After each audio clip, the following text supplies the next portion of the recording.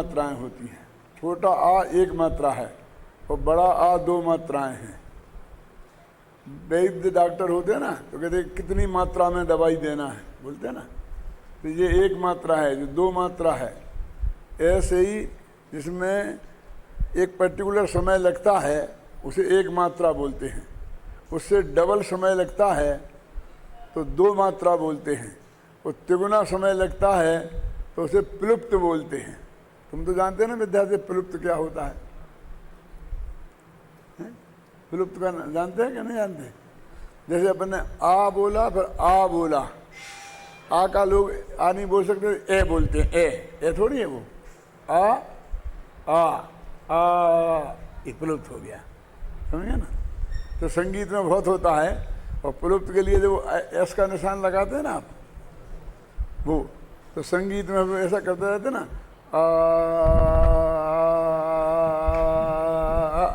तो वो उतने प्लुप्त के निशान लगाते जाते हैं। मैंने कितनी देर तक इस आ को बोलना, समझे ना। तो वहाँ पर उसको अपन ज्ञान को ज्ञाना और फिर आवरणा जो लिख नहीं सकते, तो ज्ञान अब वहाँ पर एक प्लुप्त है, तो ज्ञान आवरणादि ऐसा बोलेंगे, ज्ञानावरणादि और ज्ञान आवरणादि, इतना रुकना पड़ेगा वहाँ।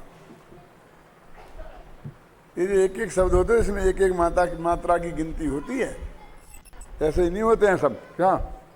तो वो जो संगीत वाले होते हैं वो फिर ऐसी कोई कमी छंद में होती है तो अपने उच्चारण से उसकी पूर्ति कर देते हैं क्या हैं। और जो आदमी नहीं उसका ध्यान देगा और पूर्ति नहीं करेगा तो उसे लगेगा कि कुछ गड़बड़ हो गई, या लगेगा कि या तो छंद बनाने वाले की गड़बड़ हो गई या पढ़ने वाले की गड़बड़ हो गई, समझना। संतप्त मानस शांत हों, जिनके गुणों के गान में वे वर्धमान महान, जिन विचरे हमारे ध्यान में।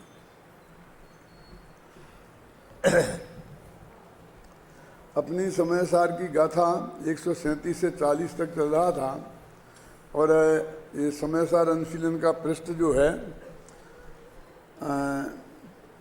221, और अमृतचंद्राचार्य की आत्मख्याति टीका अपन पढ़ रहे थे। और आपको याद होगा कि इसके बीच में सुधा और हरिद्रा दो की चर्चा आई थी। तो सुधा का कहाँ क्या अर्थ है इसके विस्तार में अपन चले गए थे, और इसलिए फिर आगे के प्रकरण को अपन ने पढ़ करके गाथा का पूरा अंश पढ़ लिया था। माने गाथा पढ़ लिया था, लेकिन आत्मख्याति टीका उतनी छूट गई थी। 224 तक अपन ने पढ़ लिया था पूरा, लेकिन आत्मख्याति टीका वहीं से छूट गई थी। कहाँ से? सुधा हरिद्रा शब्द आया था तहाँ से ही, तो अपन को वहाँ से चलाना है अब। तो आत्मख्याति टीका अपन पढ़ते हैं, पेज नंबर 223, और 23 पे से 23 है नहीं, कौन सा 23 नहीं 21, इसमें आत्मख्याति टीका नीचे का सबसे अंतिम पैरा।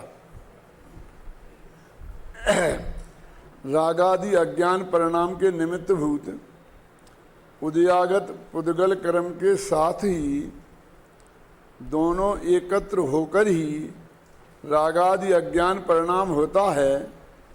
यदि ऐसा तर्क उपस्थित किया जाए तो जिस प्रकार मिले हुए चूना और हल्दी का लाल परिणाम होता है, उसी प्रकार जीव और पुद्गल कर्म दोनों के रागादि अज्ञान परिणाम की आपत्ति आ जाएगी।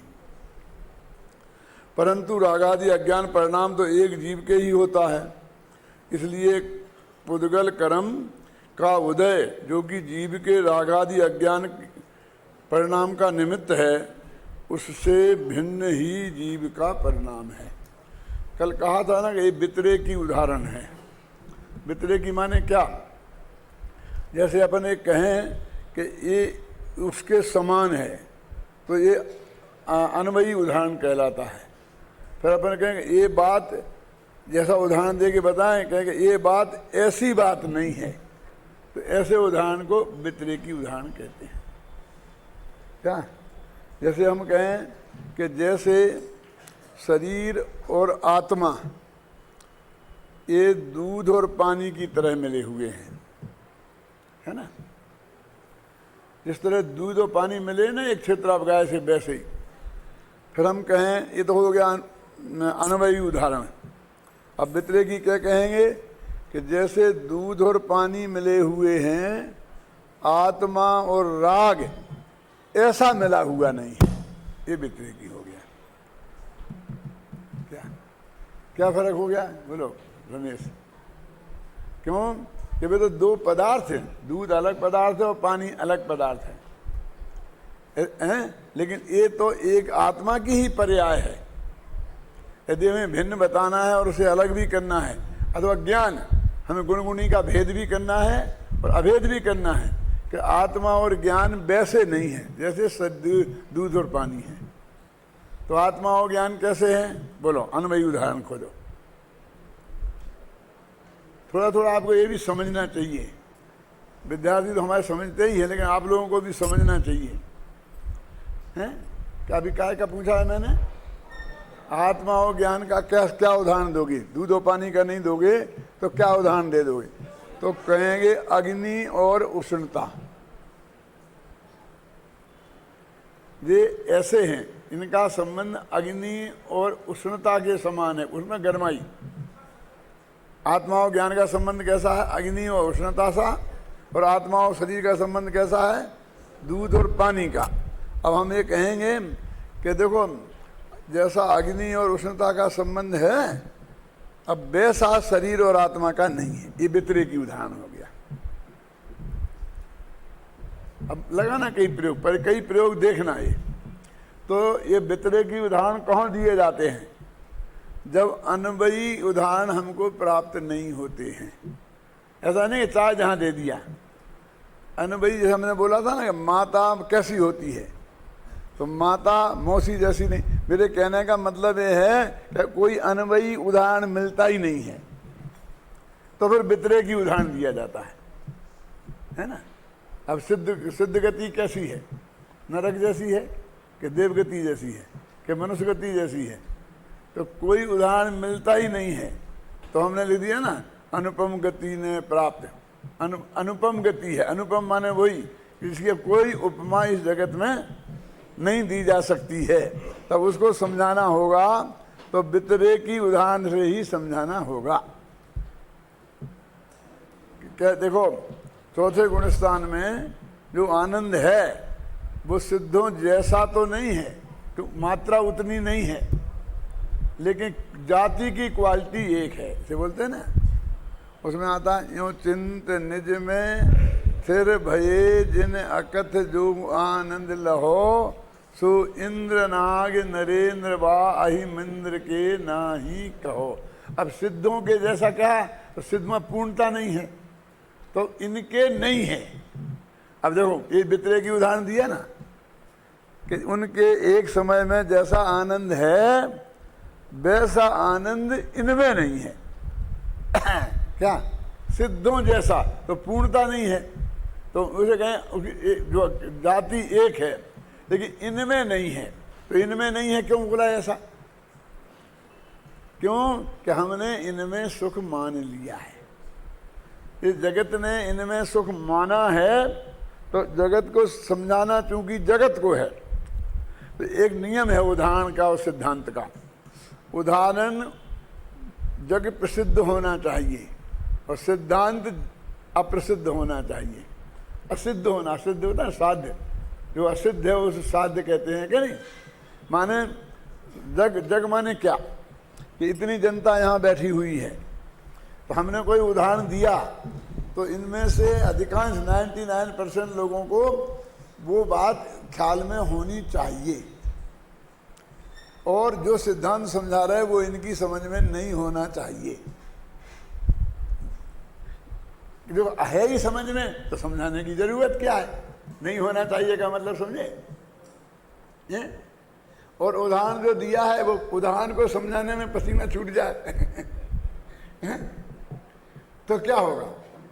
इसे उदाहरण देखिए, मैं कोई खुद की आलोचना नहीं कर रहा हूँ, लेकिन उदाहरण के लिए बताता हूँ कि जैसे जहर खाते हुए वैद्य मरता नहीं है और शराब पी करके भी अरुचि भाव से पीने वाले को शराब चढ़ती नहीं है, ऐसे ही ज्ञानी को बंध नहीं होता है। अब ये उदाहरण भी उतना ही कठिन है कि शराब पीने वाले को शराब नहीं चढ़े और जहर खाने वाले को वैद्य को जगह जहर नहीं मिले। उदाहरण तो यदि ऐसा होता नहीं मिला होगा आचार्य को, क्यों? इसलिए आगे के आचार्यों को यानी मुकुंद कुंद अमृतचंद्र को, जयसेन को, उसको समझाने में भी स्वयं उठाना पड़ा और उन्होंने कहते प्रतिबंधक शक्ति से संपन्न, प्रतिबंधक शक्ति हो माने जहर खाने के पहले वो जहर को तोड़ने वाली दवा पहले ही ले ली हो, है ना। सांप को है तो सांप का मंत्र जहर को हमको पहले ही पता हो, उनको ऐसा उदाहरण समझाना पड़ा, ख्याल में है ना। हो सकता है कि उस समय कुंद के ज़माने में ये बात सब लोगों को प्रसिद्ध रही होगी, खासकर जिन शिष्यों को लक्ष्य में उन्होंने ये बात लिखी होगी, है ना। देखिए और उदाहरण देता हूँ। यदि कुपास्यात् विनाश संसवा प्रमाण शास्त्रे परमोह संभवा। धर्मनाथ भगवान का चरित्र लिखा है महाकवि हरिश्चंद्र ने, तो उसमें राजा महाशय धर्मनाथ भगवान के पिता, उनके नगर का वर्णन चल रहा था। अब वो क्या बोलते हैं आचार्य वर्णन करते हुए हैं, यदि कुपास्यात् बिना, यदि किसी का सर्व विनाश देखा जाता था उस नगर में, मैंने कोई आदमी का सर्व विनाश नहीं होता, आदमी मरते तो थे ही, अब ऐसा नहीं कि पूरा परिवार एक साथ मर जाए, लोगों को घाटा भी होता था, लेकिन ऐसा नहीं होता कि करोड़पति रोड़पति हो जाए, इतने पुण्यहीन लोग नहीं थे मतलब। तो सर्व विनाश होता था कि नहीं होता था? तो कहते हैं व्याकरण शास्त्र में ही कुप प्रत्यय का सर्व विनाश होता था। समझ में आया कि नहीं? यदि कुपास्यात् विनाश संस्तवा। अब व्याकरण शास्त्र में एक जितने प्रत्यय होते हैं उनमें आधा पद्धा हिस्सा तो कट जाता है, आधा कायम रह जाता है। ये ती प्रत्यय है तो ती में से ता रह जाता है। अब समझेंगे ना, सुप प्रत्यय है तो सुप प्रत्यय में से आधा साफ हो जाता है, आधा रह जाता है। अब जो व्याकरण शास्त्र पढ़ा हो वो जाने एक प्रत्यय कुप प्रत्यय होता है, वो पूरा का पूरा लोप हो जाता है। तो कहते हैं कि यदि सर्वविनाश किसी का होता था तो व्याकरण शास्त्र में कुप प्रत्यय का ही होता था। और जो उदाहरण वैसे ही कठिन हो गया ना, और प्रमाण शास्त्रे परमोह संभवा। कहते हैं कि किसी को परम मोह, उत्कृष्ट मोह नहीं था। मोह तो हरेक को होता ही है गृहस्थों में रहने वाले, लेकिन इतना तीव्र मोह नहीं था कि वो पागल हो जाए उसके पीछे, अथवा दर्शन मोह नहीं था, ये तो नहीं कह सकते हम। लेकिन परम मोह, पर मोह, उत्कृष्ट जाति का मोह नहीं था। कि कहीं था कि नहीं था? क्या था कि प्रमाण शास्त्रे परम मोह संभवा। प्रमाण शास्त्र माने न्याय शास्त्र में परम ऊह है, बहुत तर्क वितर्क होता था, समझे ना क्या? यदि कुपास्यात् विनाश संस्तवा प्रमाण शास्त्रे परमोह संभवा। आचार्य को देखो कैसी किसी, अब वो आपको हमें तो प्रसिद्ध ही नहीं है। अरे भैया वो तो कालिदास जैसा कवि था, तो उसको तो वो जो बड़े बड़े कवि लोग हैं वो उनकी समझ में आ सकता था, बस उसके लिए वो पर्याप्त था। उसके असली श्रोता तो वो ही थे ना, कौन? पाठक जो संस्कृत जानते हो। जो संस्कृत नहीं जानते हो वो कैसा हो सकता है? हिंदी में कहीं ऐसा है प्रयोग? बोलो क्यों? हिंदी का कोई उदाहरण है आपको? पढ़े ही कहाँ जा लोगों ने, पर अभी कोर्स की किताबें पढ़ते हैं, बाहर का तो कोई कुछ पढ़ता ही नहीं है। केशव की रामचंद्र का में देखना है? उसमें आपको ऐसे उदाहरण बहुत मिलेंगे। क्या कि वो चीज इसमें ही मिलती थी, ये चीज उसमें ही मिलती थी, ख्याल में आई ना। जंगल का वर्णन कर रहा है और वहां से उसे अर्जुन और भीम नाम के वृक्षों की बात बतानी है। तो कहते पांडव की प्रतिमा सम लेखो, अर्जुन भीम महामति देखो। कि अर्जुन और भीम नाम के वृक्ष खड़े थे वहां, ऐसा लगता था कि पांडवों की प्रतिमा ही खड़ी है। तो मेरे कहने का अर्थ यह है कि जब जितनी आपकी अच्छा साहित्य का अध्ययन भी अच्छा होगा तो आप उतना ही गहराई से इस चीज़ों को भी समझ सकते हैं। अभी अपने ये चलते हैं, देखो अभी क्या प्रकरण है इसमें अपन ने जो पढ़ा था ना इतना हिस्सा, इसका अर्थ मैं आपको बताता हूँ, फिर आप एक दफ़े अपन और पढ़ लेंगे।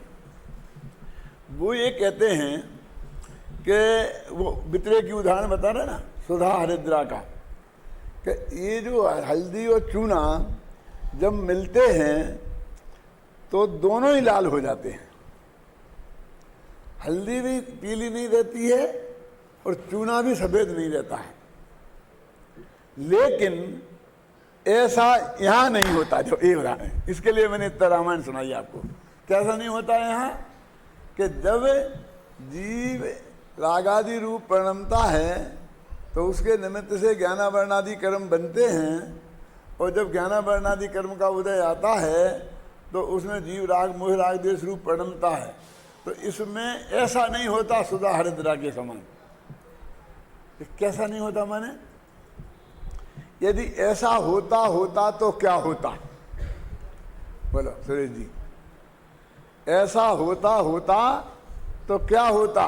कहते कि यदि जैसे वो हल्दी और चूना दोनों लाल हो जाते हैं तो कर्म के उदय को और आत्मा को दोनों को रागादि रूप होना चाहिए था, लेकिन कर्म रागादि रूप नहीं होता है, आत्मा ही रागादि रूप होता है, इसलिए ऐसा नहीं है। और उल्टा लगाओ कि दोनों बात वही है, एक साथ परिणमते होते तो जैसे ज्ञानावरणादि कर्म रूप कर्मावरणा होती है, ऐसा आत्मा को भी ज्ञानावरणादि कर्म रूप हो जाना चाहिए था, क्योंकि ऐसा नहीं होता है। दादा ख्याल में है ना? तो ऐसा कह के क्या कहना चाहते हैं प्रवीण?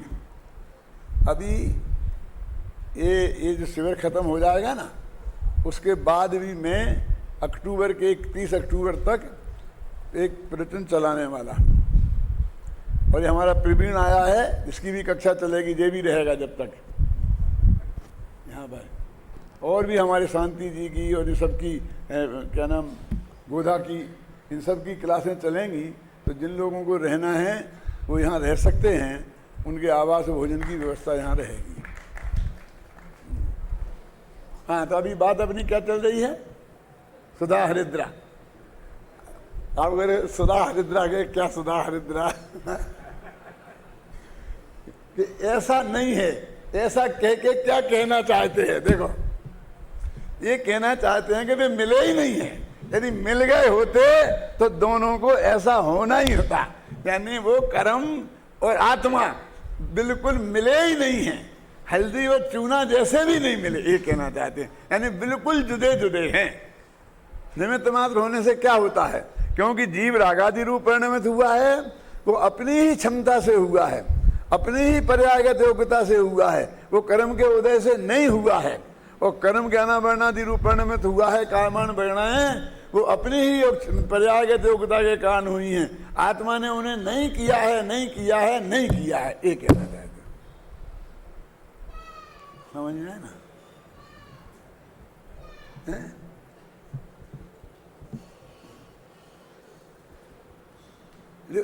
ऐसा उदाहरण देने का क्या मतलब? अरे भाई, ऐसा उदाहरण देते कि जो मिल गए कैसे मिले हैं ये बताओ ना। कि ऐसा उदाहरण हमें समझ में नहीं आता है। हम तो हल्दी और चूना जैसे नहीं मिले। अब हल्दी और चूना को जो तुमने मिलाया और लाल हो गया ना, अब इसको थोड़ा सा और आगे बढ़ाएं कि ऐसा हमने कभी देखा नहीं कि फिर बाद में वो चूना हल्दी अलग हो गए हों और हल्दी अपनी पीली हो गई हो और चूना सफेद हो गया। क्यों? मिले सो मिले कि नहीं नहीं ऐसा है। तो समझना आप क्या कहते, कैसे कैसे कि आपके लोग तिलक लगाते हैं ना हल्दी का वगैरह का, और एक यहाँ भी लगाते हैं और बोलते, तो अपने कुर्ते पे भी हल्दी लग जाती है ना, और कुर्ता पीला पीला सा हो जाता है, कपड़ा अपने पीला पीला हो जाता है क्या नहीं है? अरे पहले सुन, लाल का पहले सुन, पीला हो जाता है दादा, मैं सोच समझ के बोल रहा हूँ। वो कुर्ता पीला पीला हो जाता है, फिर हम उसे धोते हैं, साबुन लगाते हैं, तो क्योंकि साबुन में चूना है, काष्टक है ना, तो जब उसे साबुन लगाते हैं तो वो लाल हो जाता है। क्या? क्योंकि वहां चूना और हल्दी मिल गए। अब फिर जब उसे अपन खंगालते हैं, खंगालना समझ गए क्या बोलते हैं आपके यहाँ? पानी में अच्छी तरह से उसको करके जो धो कर खंगालना बोलते हैं ना, समझ गए ना खंगालने का मतलब? तो कुर्ता में हल्दी का रंग फिर आ जाता है, फिर वो पीला का पीला निकल आता है। ऐसा नहीं हल्दी का रंग, क्योंकि वो चूने से हल्दी छूटती नहीं है, फिर दूसरा पाउडर लाना पड़ेगा आपको। तो इसका मतलब है कि उस वक्त भी वे नहीं मिले थे, क्योंकि वो खंगालने से चूना निकल जाता है और हल्दी नहीं निकलती है। तो इसका मतलब हल्दी तो जब वो चूना के साथ मिली थी तब भी पीली ही थी, वो लाल कभी हुई नहीं। क्यों? और वो काष्टक भी कभी लाल हुआ ही नहीं। क्यों? कि वो मिलते ही नहीं। वो आता ना, पूछते हैं कि परम शुद्ध निश्चय से क्या है? हल्दी और चूना मिलके हो गया परम शुद्ध निश्चय। लाल जो रंग है वो राग का माना जाता है। अब ये रंगों का जानते हैं आप? सफेद रंग काय का प्रतीक है, लाल रंग काय का प्रतीक है, पीला रंग काय का प्रतीक है, ये सब काला रंग किस बात का प्रतीक है? ये सब इनके रंगों के प्रतीक नक्की हैं। काला रंग जो है वो अंधेरे का प्रतीक है, हैं? अथवा काली पट्टी बांधते हैं ना अपन, तो शोक का प्रतीक है। सफ़ेद रंग पवित्रता का प्रतीक है, इसलिए जो ब्रह्मचारी लोग हैं वो बिल्कुल सफ़ेद कपड़ा ही पहनते हैं, पवित्रता का प्रतीक है। समझे ना? जो हमारी माताएं बहनें भी मान लो विधवा हो जाती हैं तो वो भी एक तरह से ब्रह्मचारिणी ही हो जाती हैं, तो उनको भी सफ़ेद वस्त्र पहनने का, तो सफ़ेद पहन दुर्भाग्य का प्रतीक नहीं है, ये तो पवित्रता का प्रतीक है। और लाल रंग राग का प्रतीक है। लाली तेरे लाल की जिद देखो तित लाल, हैं? क्यों? लाली देखन में गई तो मैं भी हो गई लाल। जब तीव्र राग होता है तो चेहरा लाल पड़ जाता है, तो लाल रंग राग का प्रतीक है। समझ गए ना? तो रंगों में भी पीला रंग जो है वो समझ लीजिए एक तरीके से जब पूजा के लिए अपन पीले वस्त्र पहनते हैं ना, तो एक दूसरे टाइप के भक्ति भाव के का प्रतीक है। तो इन रंगों में भी बंटवारा है। समझिए ना? तो ये अभी क्या चलते है, लाल रंग की बात चलती ही है। तो इस तरह से क्या बताया इस पूरे पैरा में कि वो बिल्कुल हल्दी वो चूना जैसे भी नहीं मिले, वो क्षणिक राग भी नहीं हुआ है, बाद में तो निकल गए तो नहीं हुए हैं, ऐसा दिखने वाला भी नहीं है। यानी ये बताना है कि आत्मा बिल्कुल जुदा है और कर्म बिल्कुल जुदा है, और नो इफेक्ट, एक का दूसरे पर कोई इफेक्ट नहीं है। वो जो इफेक्ट का कथन है वो मात्र निमित्त नैमित्तिक कथन है। ख्याल में जो पढ़ते हैं अब जो मैं पढ़ता हूँ तो सब समझ में आएगा आपके। देखो, रागादि अज्ञान परिणाम के निमित्त भूत उदयागत पुद्गल कर्म के साथ ही दोनों एकत्र होकर भी रागादि अज्ञान परिणाम होता है।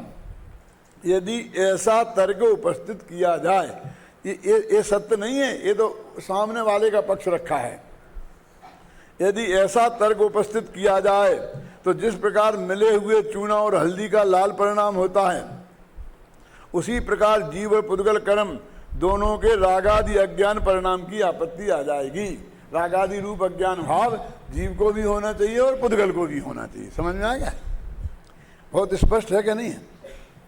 परंतु रागादि अज्ञान परिणाम तो एक जीव के ही होता है, इसलिए पुद्गल कर्म का उदय जो कि जीव के रागादि अज्ञान परिणाम का निमित्त है, उससे भिन्न ही जीव का परिणाम है। इसमें स्पष्ट, भाषा में स्पष्टता तो बहुत है, लेकिन हमारी बुद्धि में इतनी स्थूलता आ गई है, इतना लंबा चौड़ा व्याख्यान दे करके नहीं समझाएं तब तक इस पैरे का अर्थ पूरा आपके ग्रास में होता नहीं। दिक्कतें हैं, इसमें कोई कमी नहीं है, ख्याल में आई ना, लेकिन वो हमारे ग्रास क्यों नहीं होता है? हम उतनी गंभीरता से उसे पढ़ते नहीं हैं। हम रीडिंग करते हैं, स्टडी नहीं करते हैं। रीडिंग और स्टडी का अंतर जानते हो? पढ़ना मात्र, अखबार जैसा, वो रीडिंग है, और अध्ययन करना, उसे तर्क से, वितर्क से, गहराई से, आगे से, पीछे से जो समझे ना, उसका नाम है अध्ययन। समझे ना? अब आगे आगे चलते हैं। आगे में अब कुछ नहीं है माल, बस ये जो बताया है वो ही है, लेकिन लौट के है। लौट के कैसा है?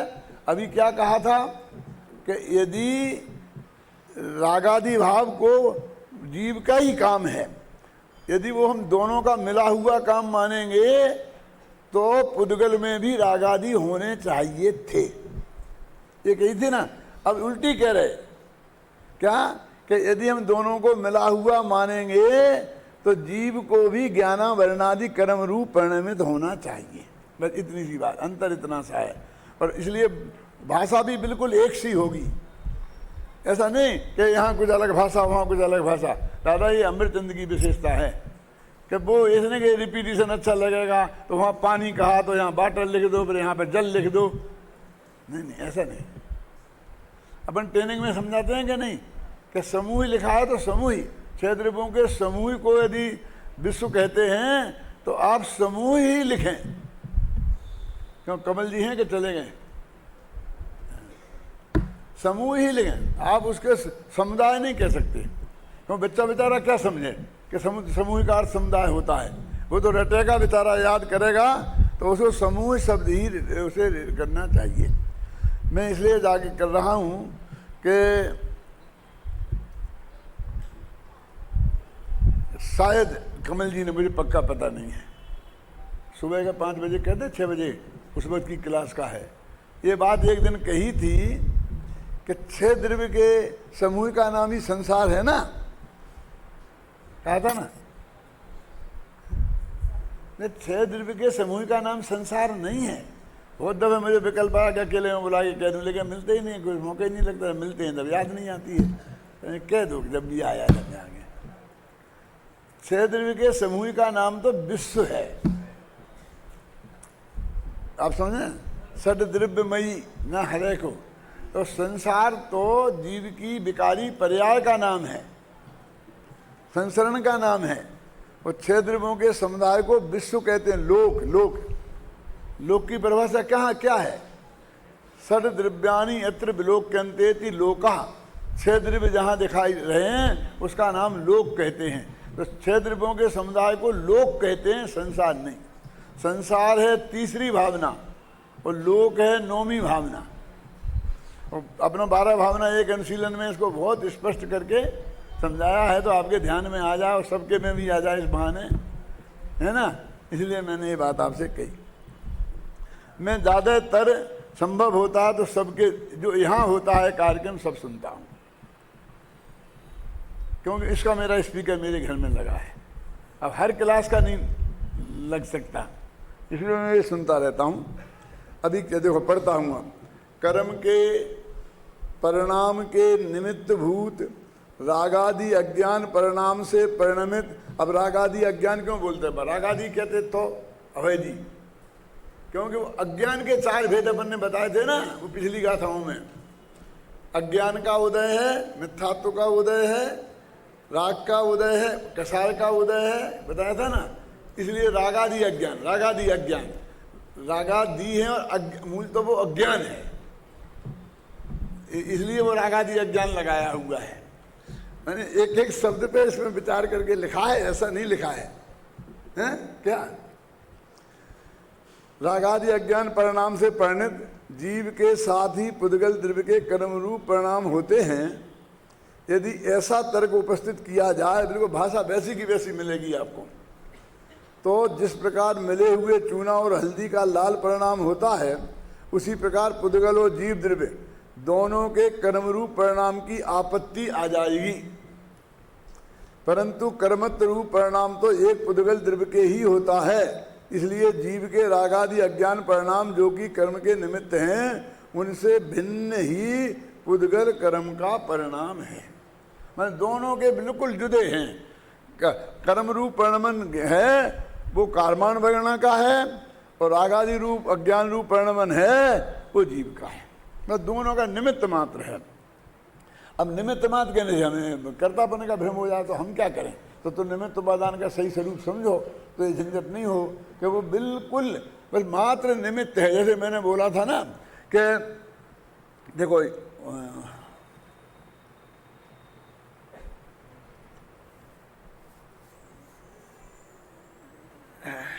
हमारी एक बहुत बड़ी शिकायत है कि हमने अपने घरों में गंदे गंदे चित्र लगा रखे हैं दिगंबराओं के।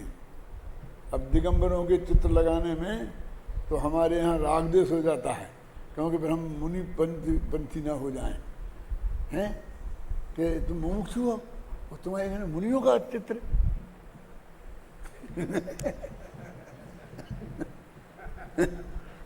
तुम मुमुक्षु हो, तुमने मुनियों की तरफ देख लिया, ये पागलपन है। अब दिगंबरों के चित्र तो हट गए और दिगंबराओं के आ गए। महिलाओं का जमाना है ना है? क्यों? तो ये लगा लिए कि इससे बहुत नुकसान होता है। कि क्या नुकसान होता है? कि इन्हें देखकर राग आता है। अच्छा, वो चौराहे चौराहे पे लगा दिए चौराहे तो बड़े बड़े वो लगा दिए होर्डिंग होर्डिंग। क्यों? तो ये कहते हैं कि उन्हें देखकर लोगों का मन बिगड़ता है। मैं उससे उल्टी बात कहता हूं, क्या कि भैया पहले मन बिगड़ा जब तो ये चित्र लगे पहले मन बिगड़ा कि चित्र लगे। बोलो क्या? इसलिए हमने कुंदकुंदाचारी और दर्शनाचारी का चित्र लगाया। और टोर रमन जी का नाम का स्मारक है तो उनका, और पूज्य गुरुदेव श्री का पुण्य प्रताप है उनसे तत्व ज्ञान मिला तो उनका। मेरा मतलब ये है कि भाई तुम्हें ऐसा क्या हो गया कि तुम्हें दिगंबरत्व से ही तुमको एलर्जी हो गई? यदि वो दिगंबर धारण करके और फिर वो तत्व ज्ञान समझना चाहता है तो उसने क्या पाप किया? सारे जगत को समझाएं और उन्हें नहीं समझाएं, एक कहाँ का न्याय है?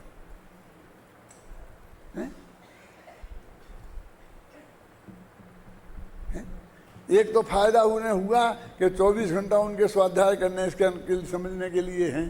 एक नुकसान भी हो गया कि हर जगह जहाँ समझने की जगह है वहाँ नहीं पहुँच सकते हैं। जैसे आप लोग आ गए ना गाड़ियों में बैठ बैठ के यहाँ, इस सौभाग्य से वे वंचित हो गए कि जहाँ से समझना चाहते हैं वहाँ नहीं पहुँच सकते हैं।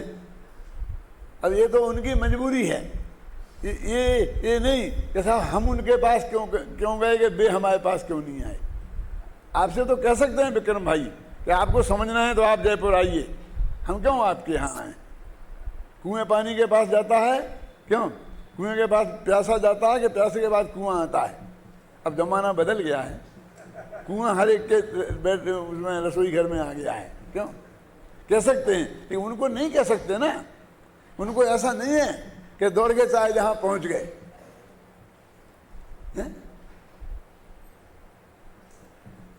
तो अब मैं क्या कहना चाहता हूं कि आपका मन पहले बिगड़ा तब आपके घर में ये दिगंबराओं के चित्र आए हैं। तुम बिगड़ जाएंगे, बच्चे बिगड़ जाएंगे। अरे बिगड़ जाएंगे नहीं, तुम कहाँ खड़े हो, बिगड़ गए हो बिगड़ गए हैं, जाएंगे वाली बात नहीं है।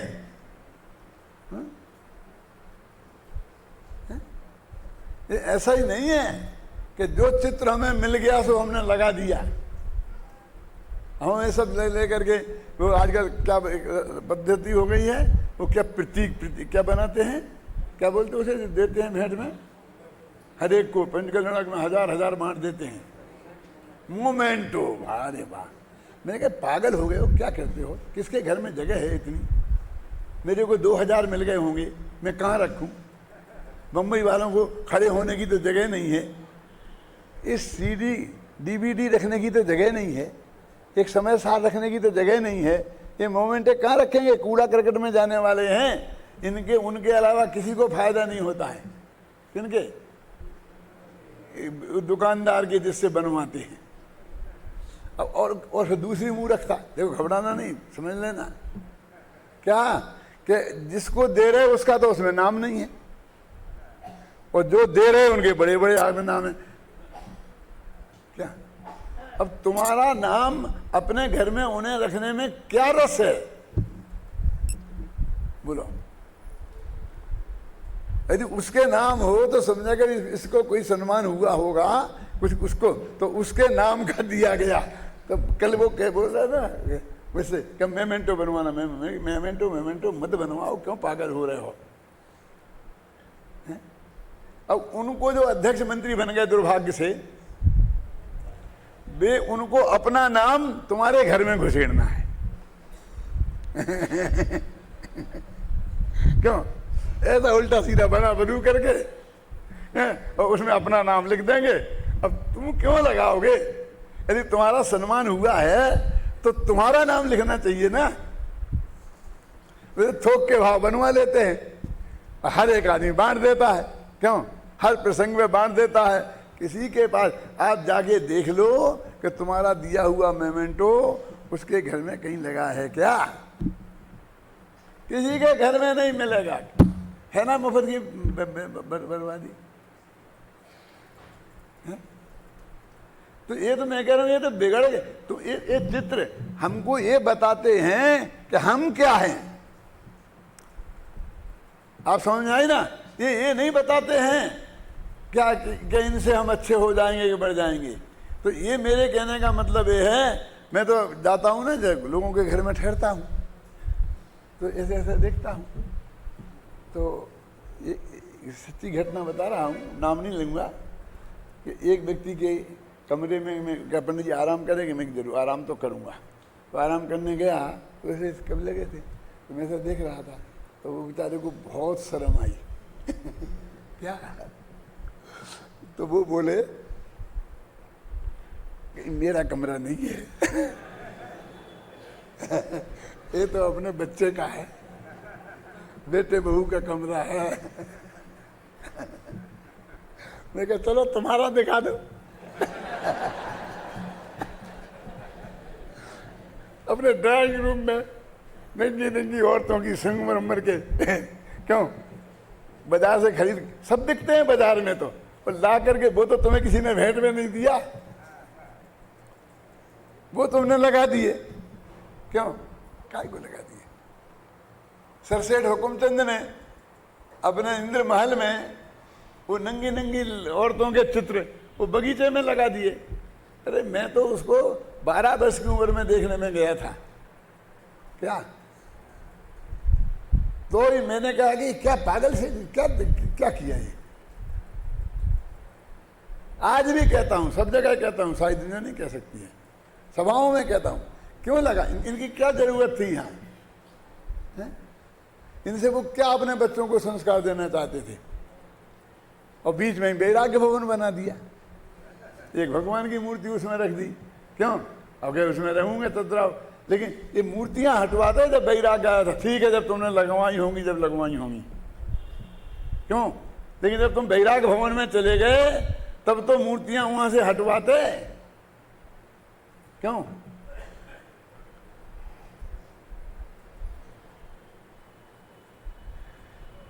वास्तव में ये कह के क्या कहना चाहता हूं,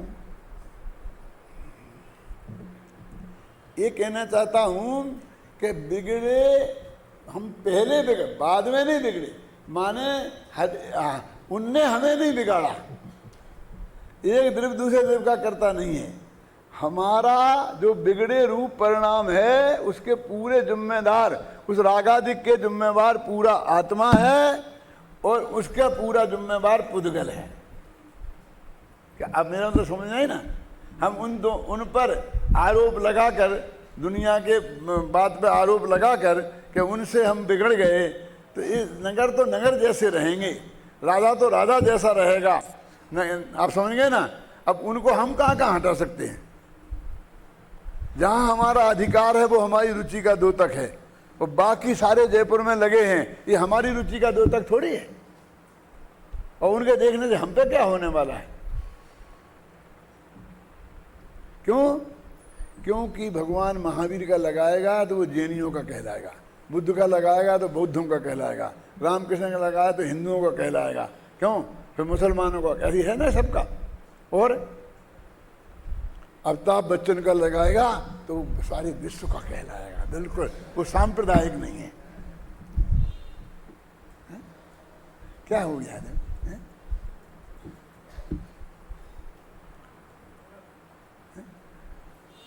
नेहरू जी का लगाएगा तो कांग्रेसी कहलाएगा, अटल बिहारी वाजपेयी का लगाएगा तो भारतीय जनता पार्टी का कहलाएगा, किसी कम्युनिस्ट का लगाएगा तो वो कम्युनिस्ट का कहलाएगा, और इन खिलाड़ियों का लगा लेगा तो वो विश्व का हो जाएगा। तो आज के सबसे बड़े नायक तो ये सिनेमा वाले और ये खेल खेलने वाले ही बन गए। क्यों? क्योंकि हम बाकी में तो हमको कोई गंध दिखने लग गई है, इसलिए अब सब जगह जय जय लगेंगे। तो ये हम इसको कैसे रोक? हम सारे जगत को रोक सकते हैं। अब एक द्रव्य दूसरे द्रव्य का करता नहीं है तो हम सारे इसके पीछे पड़ते हैं, ये सुधार करेंगे, हम ये सुधार करेंगे। क्या कर सकते हो? नहीं, अहिंसक प्रचार जो हम करते हैं पटाखों मटाखों का, उसके विरुद्ध नहीं बोल रहा हूँ मैं। वो तो ठीक है, हमारा भाव है, हम जितने लोगों तक इस अपनी बात को पहुँचा सकें तो अच्छी बात है। पोल्यूशन भी नहीं होगा और हिंसा भी नहीं होगी, लेकिन फिर भी सारे जगत का ठेका तो हमने नहीं ले रखा। क्या कर सकते हैं हम? क्या है हमारे हाथ में? देखो अब आगे पढ़ते हैं। हल्दी और चूना के मिले हुए रूप का उदाहरण देकर आत्मख्याति के उक्त कथन में भी वही बात सिद्ध की गई है जिसका स्पष्टीकरण ऊपर किया जा चुका है। अब इसके बाद का सारा हिस्सा अपन पढ़ चुके हैं और पूरी गाथा पूरी हो गई वहाँ। इसलिए अपना अगली गाथा कौन सी आएगी? 141वीं। अब नए विभाग से यह स्पष्ट करते हैं कि आत्मा कर्म बंधनों से बद्ध है, आबद्ध है, कर्मों ने उसे स्पर्श किया है कि नहीं किया है। देखो अभी क्या, अब एक ग्रुप निकल गया। पहले अपना ग्रुप कौन सा चला था? एक ग्रुप था ना 10 गाथाओं का, फिर वो खत्म हो गया। इस शिविर में दूसरी 10 गाथाओं का ग्रुप आया। अब ये 4 गाथाओं का एक ग्रुप है। वो कहते हैं कि तुमने बहुत बातें कही और कभी कहते हो गए मिले नहीं हैं, कभी कहते हो मिले हैं, कभी कहते हो गए करता है स्त्री पुत्रादिक का भी, शरीर की क्रिया का भी, कभी कहते हो राग का करता है, कभी कहते हो नहीं है। आखिर है क्या? क्या प्रश्न खड़ा हुआ कि तुम्हारा भरोसा तो है नहीं। कभी ये समझाते हो कि कर्म का कुछ नहीं किया तेरे मामले में, और कभी ये समझाते हो कि कर्म के उदय में ये हुआ, ऐसा हुआ, फलाने कर्म का उदय आया, फलाने कर्म का उदय आया। फिर अभी कर्णानी योग की क्लास चलेगी तो फिर वो शुरू हो जाएगा। ऐसा लगता है ना, तब वो प्रश्न करते हैं कि तुम हमें बता दो ना कि आत्मा कर्मों से बंधा है कि नहीं बंधा है। अकेले बंधे की बात नहीं है जी, इसमें तो 20 बोल आएंगे, 20 कलश आएंगे कि बंधा है कि छूटा है, एक है कि अनेक है। आप समझेंगे ना? अब वो सारी बातें तो हमें साफ साफ बता दो, हमारी समझ में बहुत गड़बड़ होती है। तब वो एक प्रकरण 4 गाथाओं में शुरू करते हैं और जिसमें अंत तक फिर वो ये सत्य जानकर अपने आत्मा का अनुभव कैसे करना यहाँ कर्ता कर्म अधिकार समाप्त होगा, तब वो 4 गाथाएं शुरू होती हैं। जीवे कम बद्धम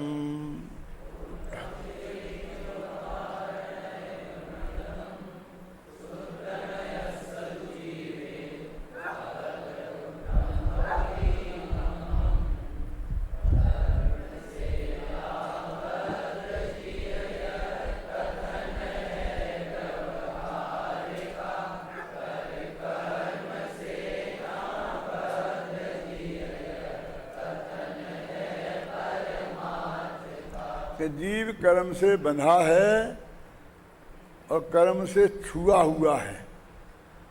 ये व्यवहार न्याय का कथन है, और कर्म से नहीं बंधा है, छुआ तक नहीं है, ये निश्चय न्याय का कथन है। उन्हें नए विभाग से इस बात को स्पष्ट किया बस गाथा में। तो अब ये बद्ध स्पष्ट, अकेला बंधा नहीं है, अकेला स्पष्ट नहीं है, बद्ध स्पष्ट शब्द है ना। अबद्ध पुट्ठम नीचे है ना, और ऊपर है बद्धम पुट्ठम, बद्धम पुट्ठ। अब यद्यपि वो बद्धम पुट्ठम एक होना चाहिए, क्यों बद्ध स्पष्ट और अबद्ध स्पष्ट, लेकिन वो गाथा में अल्प विराम यहाँ लेना है, रुकना यहाँ है। जीवे कम्मम बद्धम फिर पुट्ठम। अब ये छंद का अनुरेध है, वैसे तो दोनों मिले हुए होना चाहिए। आप कहोगे नीचे अबद्ध पुट्ठम को तुमने मिला दिया और बद्ध पुट्ठम को अलग कर दिया, तो प्रूफ रीडिंग की दृष्टि से ये गलत है। क्या, या तो तुम मिलाओ और या अलग करो, दोनों एक रूपता तो रखो भले आदमी। आप समझ गए ना कि जैसे मान लीजिए मैंने बताया टोडर मल जी, तो टोडर मल, इनको टोडर और मल ऐसा अलग अलग लिखना है कि इकट्ठा, और जी इसे अलग लिखना है कि इकट्ठा, टोडर मल जी लिखना है, तो कोई दिक्कत नहीं, आप जो भी नक्की करो, लेकिन उसको फिर हर जगह वैसा ही का वैसा रखो ना। लेकिन तुमने एक लाइन में लिख दिया टोडर मल जी अलग है, दूसरे नीचे लिख दिया मिला दिया जी, इसका मतलब तुमको कुछ होश नहीं है, तुमको हिंदी की एक लाइन लिखना नहीं आती। क्यों? एक रूपता तो होती। तो पहला पॉइंट तो ये कि आप उसके प्रति सेंसिटिव हैं कि नहीं। अब दूसरा पॉइंट है कि अब मिला के लिखें कि इकट्ठा, जी मिलाएं कि नहीं इकट्ठा करें, तो उसके अंदर भी है कि एक शब्द को तोड़ा नहीं जा सकता। तो टोडर मल जी नाम है, तो हमको इकट्ठा लिखना चाहिए। टोडर मल, टोडर और मल नहीं लिखा, हुकुम और चंद नहीं, हुकुम चंद नाम है ना, ख्याल में है ना। यदि ऐसा करेंगे तो मालूम है क्या करेंगे, गुजराती समझेंगे कि हुकुम तो मेरा नाम है और चंद मेरे बाप का नाम है,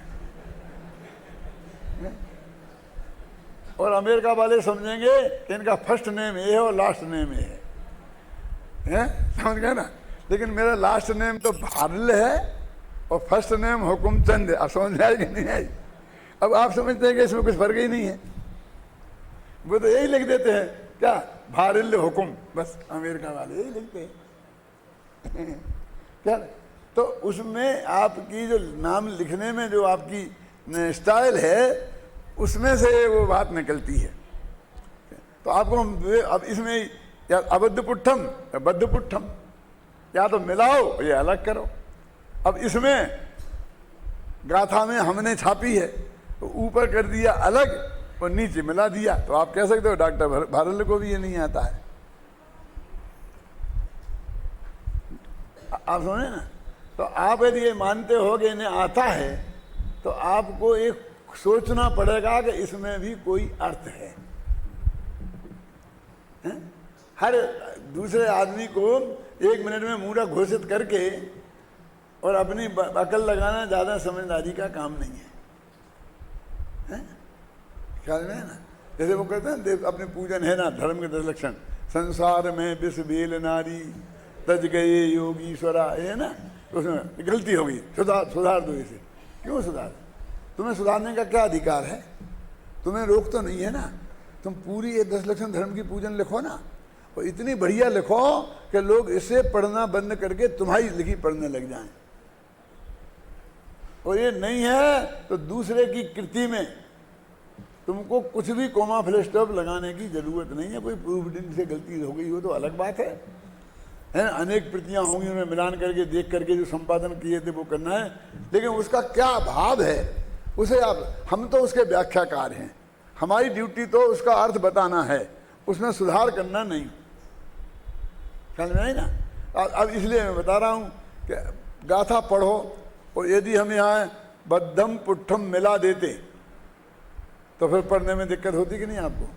बोलो, जीवेकम हमें बद्धम पुट्ठम चेदि व्यवहार नये भणिदम शुद्ध नयस्य दुजीवे अबद्ध पुट्ठम हवदी मम।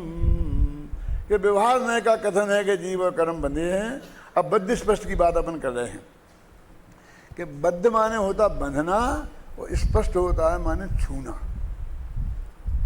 कि कर्म ने आत्मा को छुआ है कि नहीं छुआ है, और कर्म आत्मा से बंधा है कि नहीं बंधा है। कि छुआ होगा तो बंधा होगा, बंधा होगा तो छुआ होगा, ऐसा होता नहीं है ना। हम छू लेते हैं और बंधते नहीं है, और कभी कभी बंध जाते हैं और छूते नहीं है। होता है ऐसा? कहाँ होता बताओ, उदाहरण सोचो, सोचो जल्दी उदाहरण दो। उदाहरण हमने जेल में बंद कर दिया कमरे में, अब कमरे को हम छू थोड़ी रहे, लेकिन बंधे तो है ना। बद्ध हैं और अस्पष्ट हैं, समझे ना। बंधे और हमने इसको छू लिया, छुआ है ना, तो हम बंध गए। इससे क्या? इसलिए दोनों बातें उन्होंने लिखी कि कर्म ने आत्मा को छुआ तक नहीं है और बंधा नहीं है। क्यों? कि दो द्रव्यों के बीच में वज्र की दीवार है। और वह बद्ध स्पष्ट शास्त्र नहीं लिखा है ना, कर्मों से बना। पूरा कर्णानी योग इस पे लिखा गया है भाई साहब। दिक्कत तो ये है ना, कोई एक दूसरे आदमी ने थोड़ी कह दिया। और ये कहना कि निश्चय नए से ये ना बंधा है ना छुआ है, माने ऊपर जो बात कही है वो सफेद झूठ है, ये पूरे करुणान योग के बारे में कथन है। क्या आपको मालूम है? समय सार के सर्वसिद्धि ज्ञान अधिकार में है ना। क्यों? क्या लिखा है मालूम उसमें?